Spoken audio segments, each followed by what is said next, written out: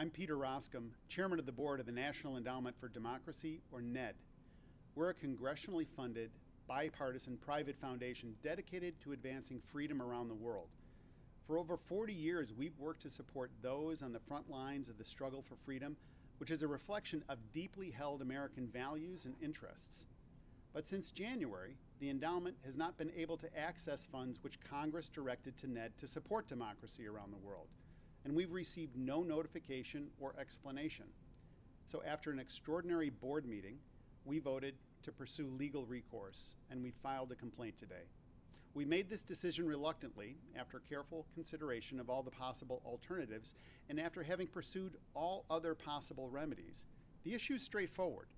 Our inability to access congressionally appropriated funds has forced us to suspend our support for frontline activists around the world who are fighting from Venezuela to Iran and Burma, Belarus, and China.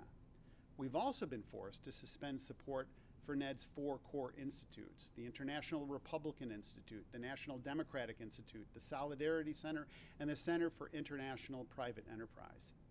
For over 40 years, their work building democratic institutions has helped advance American interests alongside our values. And we've been forced to make difficult decisions too, including furloughing the overwhelming majority of our staff. Look, I'm a fiscal conservative who served 6 terms in Congress, where I fought every day to control spending. I joined the NED board 10 years ago and was appointed chairman this January. The National Endowment for Democracy is a lean, efficient organization which sends 83 cents to partners for every dollar it takes in. We're highly effective in our mission to advance freedom worldwide. America's adversaries are tough. They're working round the world to advance their interests and a vision for the world that is directly at odds with ours.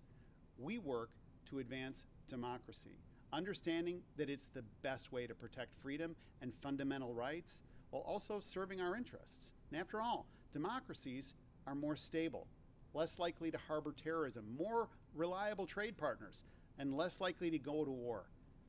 Brave citizens in authoritarian countries around the world are taking considerable risk to fight tyranny, and we're proud to stand with our partners and remain committed to supporting them in their noble work.